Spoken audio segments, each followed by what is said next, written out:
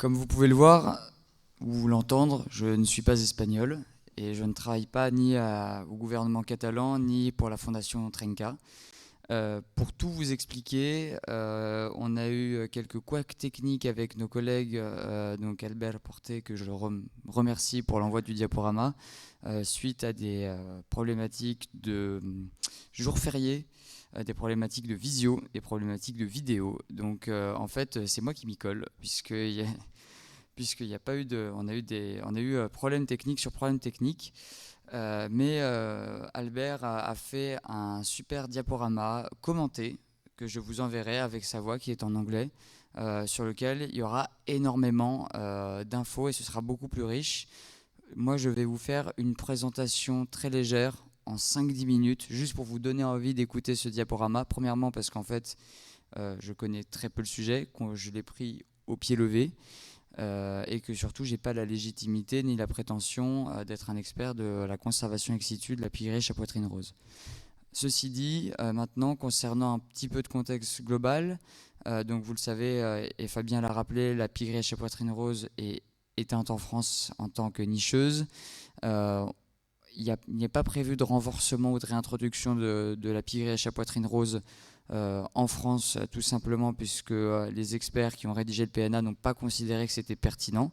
Donc aujourd'hui, ce n'est pas une action qui est envisagée à moyen ou long terme, voilà, pour que ce soit clair. Même si c'est l'animateur du PNA qui présente le projet. Là, je viens vous présenter très légèrement ce projet, simplement pour vous expliquer ce qui se passe dans d'autres pays d'Europe et aussi les résultats et les questions qu'on peut soulever de ces idées-là. Et au-delà de ça, bien évidemment, je ne répondrai pas aux questions en détail sur le protocole de réintroduction ou sur les méthodes d'élevage ex situ. Mais bien évidemment, si vous avez quelques questions sur les PNA, le PNA pigrièche ou sur la pigrièche à poitrine rose de façon générale en France, j'y répondrai avec plaisir. Donc, les 4 espèces qui sont concernées par le programme d'élevage en captivité en Catalogne, donc c'est principalement donc la première là que vous avez ici qui est la pigrièche à tête rousse, qui en Catalogne reste plus ou moins stable avec une baisse récente de 10% de la population, mais qui reste en fait encore en assez bonne forme entre guillemets. Vous avez la pigrièche écorcheur qui, comme dans d'autres pays d'Europe, a une population qui augmente. C'est aussi le cas en Belgique. Mais je ne rappellerai pas les causes puisque je ne les connais pas en Catalogne.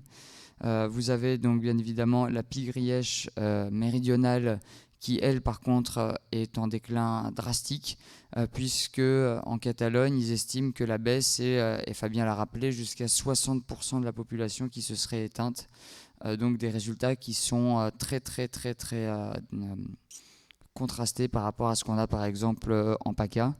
Et enfin, bien évidemment, la pigrièche à poitrine rose qui, comme en France, est considérée aujourd'hui pas éteinte, mais quasiment éteinte en Catalogne et globalement en Espagne. Donc pour vous présenter le centre d'élevage très rapidement de la pigrièche à poitrine rose, donc il est situé dans la commune de Lieda. Il est géré notamment donc par par la, la, la collectivité, le gouvernement de Catalogne en relation avec la fondation Trenca. Là, ce que vous voyez en jaune, ce sont donc les volières d'élevage avec en rouge les zones la zone du centre de sauvegarde catalan. Concernant l'historique très rapide, et encore une fois je vais aller vraiment rapidement, de l'expérience en captivité de l'élevage de la poitrine rose et de la méridionale. Et donc le projet a commencé en 2003. Il a été principalement d'abord mis en place sur la méridionale, tout simplement parce qu'à l'époque elle était suffisamment commune et l'objectif était que ça serve de test pour élever les poitrines roses. Voilà, donc aujourd'hui, bien évidemment, elle est élevée aussi sur le site d'élevage pour des raisons de conservation du pool génétique au vu de la situation catastrophique dont je vous ai parlé tout à l'heure. Donc le projet a commencé en 2003. Il a duré pour la méridionale jusqu'en 2006 et depuis après 2020, il a repris en 2024 avec notamment des tentatives de réintroduction jusqu'à maintenant. En revanche, la pie grièche à tête rousse, il y a eu une tentative seulement en 2007 d'élevage des jeunes qui a été reprise très récemment, si je me souviens bien de mes derniers échanges avec Albert, très récemment, et qui sert en fait principalement à créer des couples de parents adoptifs pour les oisillons de pie grièche à poitrine rose. Et donc la pie grièche à poitrine rose, vous avez depuis 2006 jusqu'à maintenant de l'élevage, des tests et des tentatives de réintroduction. Donc vous voyez ici, et je ne vais pas m'étendre dessus parce que c'est un peu trop technique, mais le calendrier in situ et ex situ de la pie grièche à poitrine rose en Catalogne. Vous voyez notamment qu'il y a plusieurs phases d'élevage. D'abord, donc les couples sont mis ensemble dans une volière et sont séparés le reste de l'année. Puis après, vous avez la période de reproduction et de ponte, on le verra après, mais les petits par contre sont élevés en captivité séparés des parents jusqu'à la fin de l'été. Puis après, ils sont élevés en groupe depuis le début de l'été jusqu'à la fin de l'été. Et après, ils sont mis donc à partir du début de l'été aussi, en plus de cet élevage en groupe, ils sont mis ils sont mis dans des volières de réadaptation ou d'adaptation qui sont des zones d'acclimatation avant de lâcher. Donc, comme je ne vais pas encore m'étendre dessus, mais donc dans les années 80 en Catalogne, le nombre de pie grièche à poitrine rose était de 35 à 40 couples, avec des petites unités d'élevage réparties un peu partout dans la région. Aujourd'hui, vous voyez, le tableau parle pour lui-même. Aujourd'hui, elle est considérée comme donc très très très en danger. Et en fait, comme en France, la situation n'a pas encore été déclarée. La pie grièche à poitrine rose n'a pas été déclarée éteinte, mais l'espèce n'est plus nicheuse. Donc les causes de cette disparition, je ne vais pas revenir dessus, je pense que vous les connaissez très bien. Enfin, ce sont les causes proposées par les Catalans. Mais donc vous avez l'agriculture intensive et l'aménagement de la végétation, l'utilisation des pesticides, et aussi la prédation, comme Olivier et Jocelyn en ont parlé, notamment par les corvidés et notamment la pie bavarde. Ou d'ailleurs, ça doit être la pie ibérique. Bref. Et puis, bien évidemment, aussi le recul pastoral et la fermeture des milieux. Donc, concernant l'élevage en captivité de la pie grièche, il y avait deux objectifs. Donc, le premier, c'était de créer de nouvelles populations reproductrices en liberté. Et la deuxième, c'était de créer un réservoir génétique pour préserver la population afin de permettre afin de garder une population de backup ex situ au cas où, comme c'est le cas actuellement, pour que la population ne s'éteigne pas définitivement en captivité. Donc vous voyez qu'il y a en fait, d'abord il y a eu toute une phase à partir entre 2003 et 2006 de tests, donc comme je le disais, sur la pie grièche méridionale avec des tests d'élevage de poussins en couveuse et élevés à la main.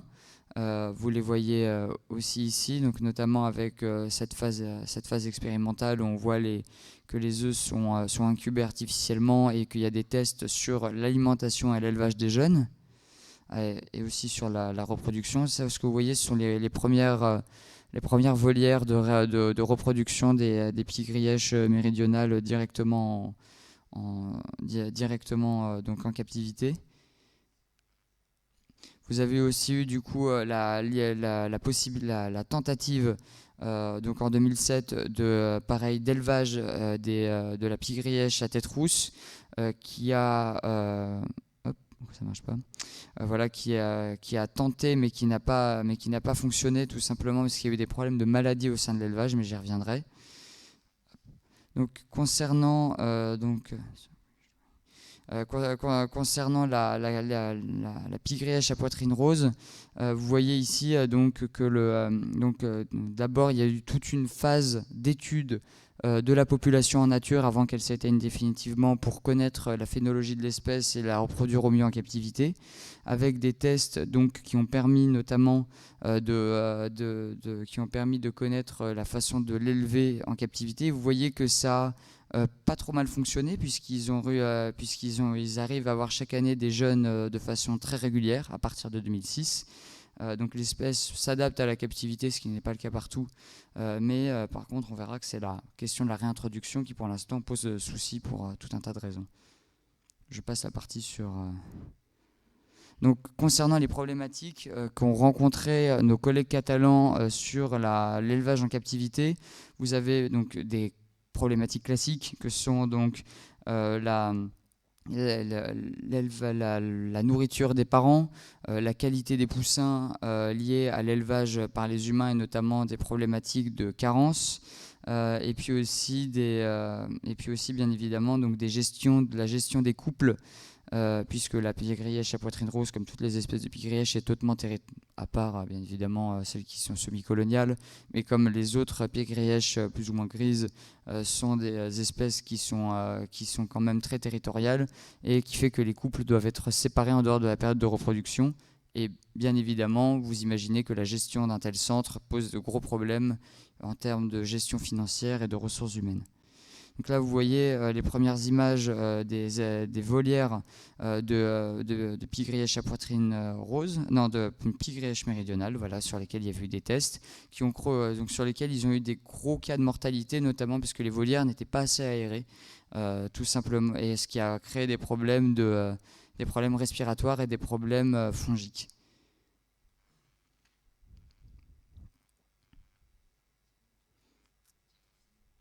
Oui, je vais vite, je passe, puisqu'en fait, voilà, je n'aurai pas la prétention et je vous passerai le diaporama commenté. Je vais juste aller sur la conclusion. Donc, comme je vous le disais, si jamais vous voulez le faire dans votre jardin, les conditions d'élevage de la pie grièche, des pie grièches à poitrine rose et des pie grièches méridionales. Donc, on a besoin de cages de volières d'élevage qui sont donc bien ventilées, à l'ombre en été, surtout dans l'été catalan, avec du coup des volières qui doivent être assez larges et qui permettent aussi aux animaux d'avoir du repli, notamment pendant la maintenance et pendant le nourrissage, pour éviter trop de stress lorsqu'il y a des intrusions, notamment des soigneurs, au sein de ces volières. Et enfin, comme je vous le disais, des gestions des couples pour éviter les agressions en dehors des périodes de reproduction.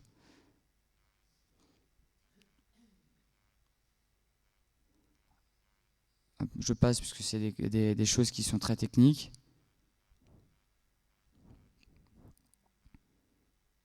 Vous voyez, là on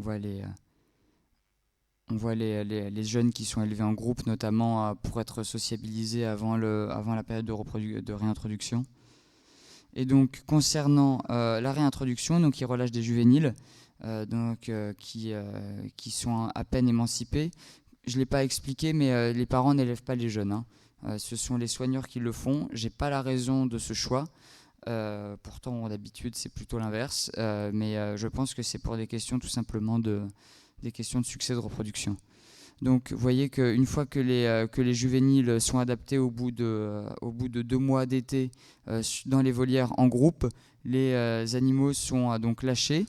Voilà, là on le voit très très bien sur la photo en bas à droite. Donc les volières sont ouvertes et les animaux continuent d'être alimentés en proie, tout simplement pour créer de la phylopatrie pour les sites de reproduction suivants. Enfin pour les saisons de reproduction suivantes, si les animaux arrivent à revenir l'année suivante, c'est pour qu'ils associent le lieu à leur lieu de naissance, et donc ils sont nourris jusqu'à la toute fin de l'été pour associer le site à quelque chose de positif. Donc vous voyez là, vous avez les nombres d'animaux qui ont été relâchés depuis 2006. Donc vous voyez avec des chiffres qui sont assez impressionnants, avec un pic à presque 130 animaux réintroduits. Je vous laisse les photos parce que c'est quelque chose qu'on ne voit pas régulièrement. Donc maintenant, concernant les résultats, donc vous le savez, et c'est pour ça aussi notamment qu'on ne l'a pas inclus dans le PNA, pour l'instant, et malgré les très forts investissements et la qualité, comme on l'a vu, d'élevage que nos collègues catalans ont mis en place, pour l'instant, les retours restent encore restent très très marginaux et localisés. Tout simplement aussi la contrainte du fait que ce soit une espèce migratrice fait que ces jeunes qui sont il semblerait assez inexpérimentés malgré tout, ont du mal à revenir sur leur lieu de naissance, ou en tout cas, Albert ne le spécifiait pas, mais n'arrive pas à survivre en tout cas à cette phase de migration. Voilà, merci pour tout. Et puis voilà, je transmets un message d'Albert et de la Fondation Trenca et puis de la Generalitat de Catalunya. Ils auraient été très heureux de participer, ils étaient honorés qu'on les invite. N'hésitez pas, si vous avez besoin, vous avez des questions, si vous avez des interrogations par curiosité, n'hésitez pas à me contacter, je vous transmettrai leur mail je vous transmettrai leur mail rapidement, et de toute façon vous aurez le diaporama sur lequel vous pourrez vous pourrez vous appuyer pour avoir plus d'informations et des informations beaucoup plus précises. Voilà, je vais laisser avant la conclusion quelques minutes pour les questions. Juste avant, un petit mot opérationnel comme toujours. Pour toutes celles et ceux qui ne sont pas partis avec, je vous demande de rendre les cordons des badges. Vous pouvez garder les badges, ils sont à vous. On est généreux, hein. Mais en tout cas, je vous demande de rendre les cordons, parce que sinon, moi, mardi, je vais me faire taper sur les doigts. Je sais qu'il y a quelques filoutes qui sont déjà partis avec.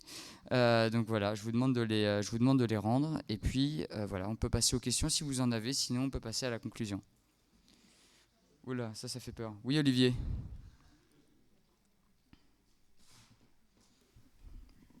Alors, je ne me prononcerai pas sur l'intérêt du programme, mais en tout cas, en termes de résultats, il n'y a qu'une évaluation du résultat sur la réintroduction de la poitrine rose, mais est-ce qu'il y a eu une évaluation sur la méridionale? Parce qu'on est quand même sur deux stratégies migratoires différentes, et même si les résultats n'ont même pas un bon résultat positif avec de la méridionale qui est censée être sédentaire, mais est-ce que ça a été évalué dans... Je ne peux pas te dire, Olivier. Ouais. Vraiment, comme je te disais, tout ça a été fait en dernière minute de ma part, donc je ne me suis pas suffisamment approprié le sujet, le diaporama. Donc je ne peux pas te répondre. Mais encore une fois, si tu veux, on regardera de ça tous les deux assez vite, et je transférerai la liste des questions et je te transférerai leur contact, évidemment.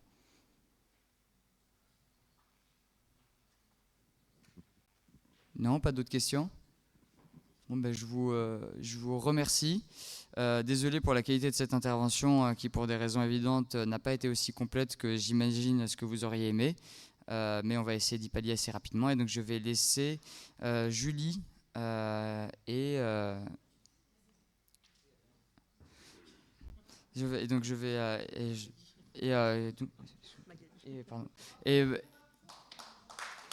Magali conclure.